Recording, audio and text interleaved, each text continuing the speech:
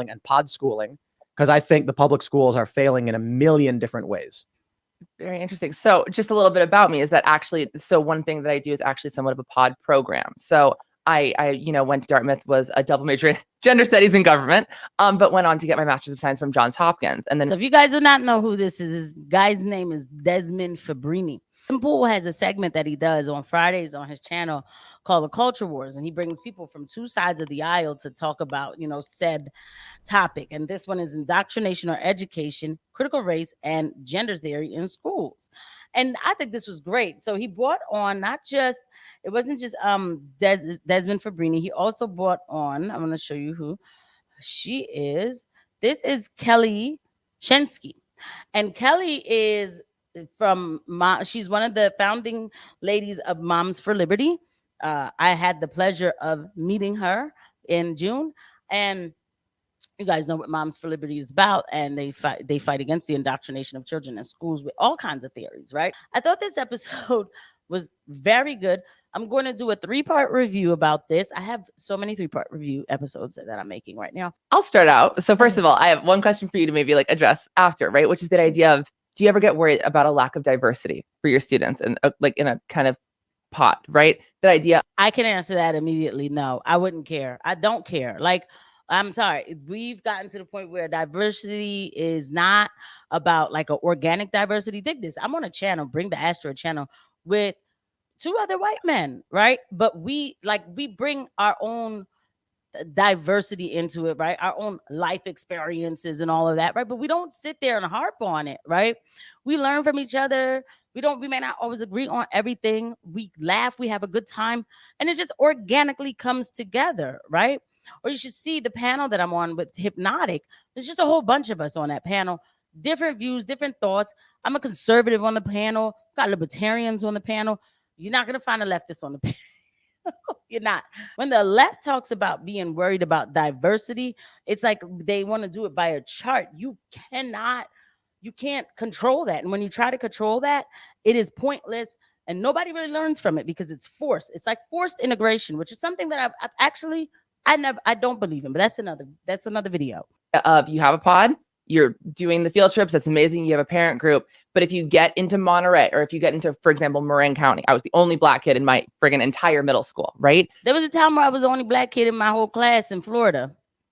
I didn't even think twice about it. I really didn't. Because I was young enough. We were all kids. Nobody was promoting any kind of hate with us. And, we were just all kids. And if there was some kid who was acting funny towards me, I just thought he just didn't like me. And I would just talk to the ones that did like me.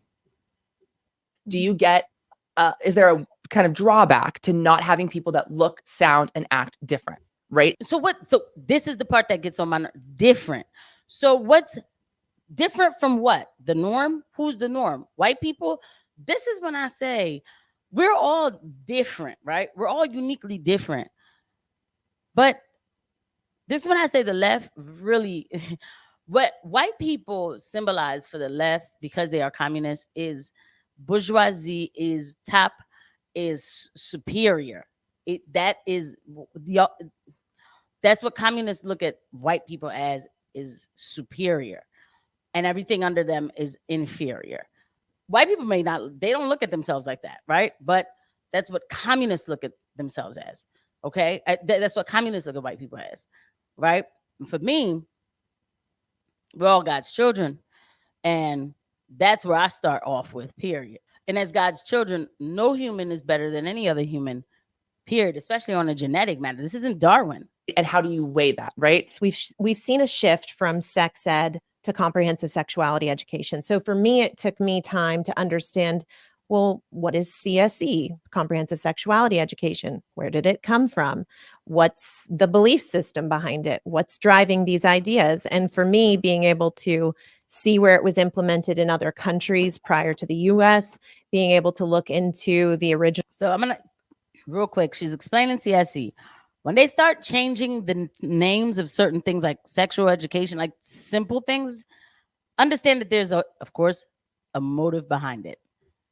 Frame she's explaining work was helpful to understand where it's coming from, because, for example, In the document, it references sexual citizenship, which was new to me, and Like, what is that? pleasure was a focus. And the goal is to teach this to grades K through 12. Even some of the groups aligned for the National Sexuality Education Standards did a presentation where they were talking about this concept of, sexuality education, and they really want to reach kids in the early elementary grades. And they want to teach this to K through 12, like K.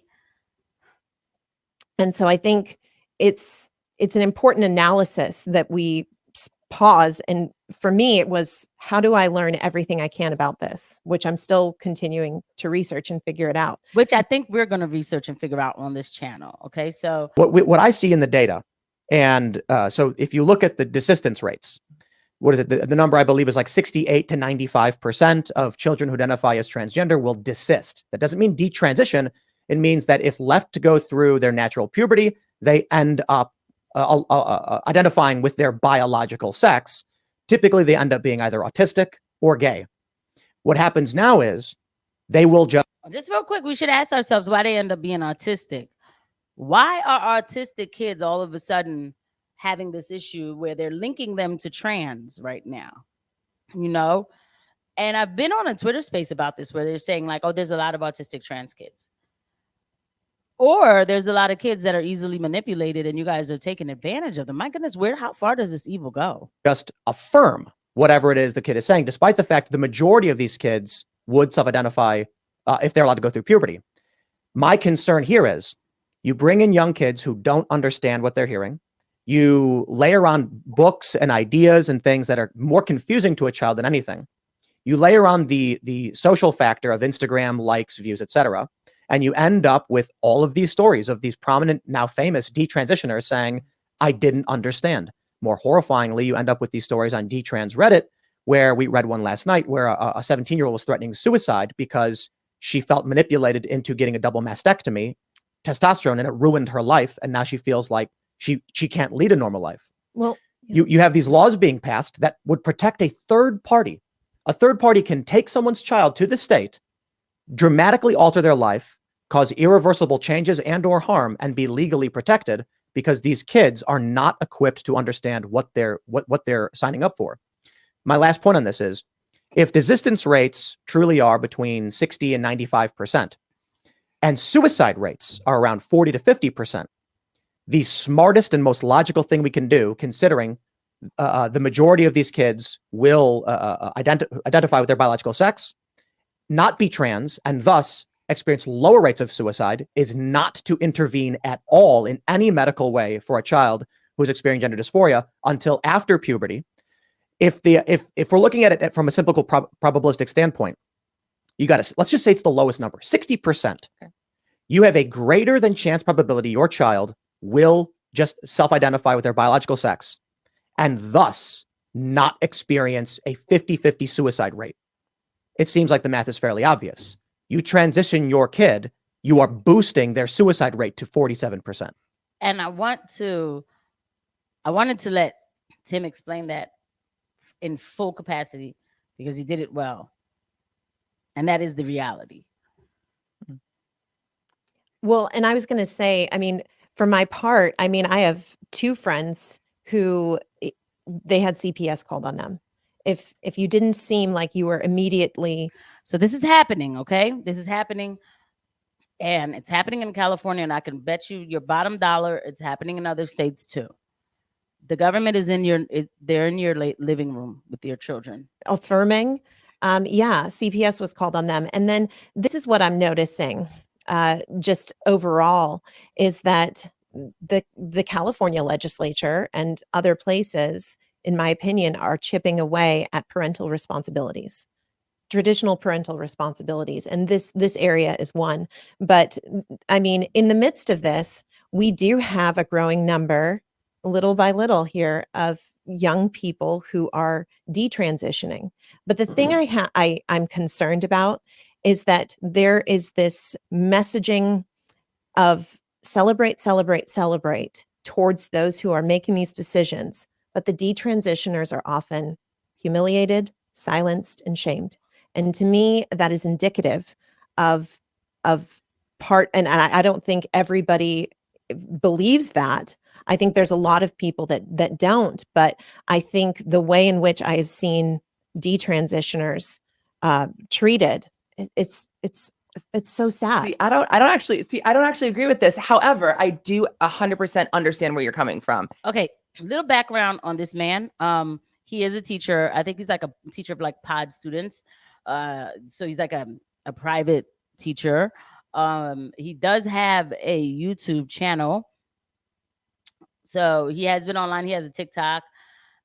He had 2 mothers. Yes, I have to make that point. And he says, no, I wasn't indoctrinated, but it's not that you were indoctrinated. It's that you had 2 mothers, even though one they separated, whatever. There was a lot of female influence in his life. I mean, you can tell, you know, you need a man with children like you do, you know, and this man thinks that he's happy, but okay, whatever. I'm not going to get into that part. Also, last point, he de-escalates them a lot in this podcast. I noticed he'll say, like, I like what you said. I can see where you're coming from, but like he does this thing, and I get why he does it. He's trying to affirm them and all, but whatever. It is what it is. So he's gonna say that he doesn't agree with what she said. And I see that logic, and I understand your mathematical model, and that statistically, I understand your point. It's not Tim's mathematical model. It is statistics, it's facts, it's studies, you know, it's surveys, it's collecting data. And I get that. However, I'm gonna make a comparison, and again, because I just love getting people to hate me. That's just like my job, right? It's like, do you remember kind of like pre-2020, where like the classic news was Black individuals are targeted by the police and it never makes it on the news, and that was the news story. Like the news story itself was Black people are never on the news.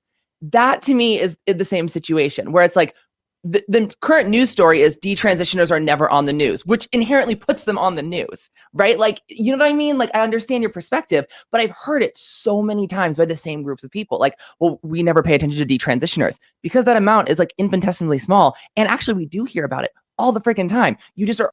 So no, we don't. And these type of people will tell you that the amount is small. No, the amount that you hear about is small. But there are way more people detransitioning than you will realize. There are a lot, okay, of people detransitioning than you will realize. And I don't even know what that means, really, trying to reverse the substitution body expression that they picked up and the permanent effects that they have on their bodies now. That they're going to sound like a man, but they're really a woman. Matter of fact, hold on. 3 things I wish I knew before I transitioned to male. 1, that injecting myself with cross-sex hormones actually was harming and damaging my perfectly healthy body. 2, that changing my identity and changing my body wasn't actually going to heal the pain I had within myself. It was just an escape that created actually more trauma for me. 3, that it was okay to be a tomboy and not fit into society's beauty standards of what a woman was supposed to be like. That I was perfect the way I was and I didn't need to change myself. So there you go. That is a very important point. So they'll go into the podcast where they're talking about, well, I'm non-binary because like I don't like present as a man or a woman. As I'm non-binary, but it used to be called tomboy. It used to be just called a feminine man. You know, like that's it. You still were a woman or a man, right? You know, this tomboy thing. I'm 40. I'm pretty sure. I know for a fact that the women I know in my generation, in our younger days, we were all tomboys. I mean, that was the style. I mean, Aaliyah was a tomboy, right?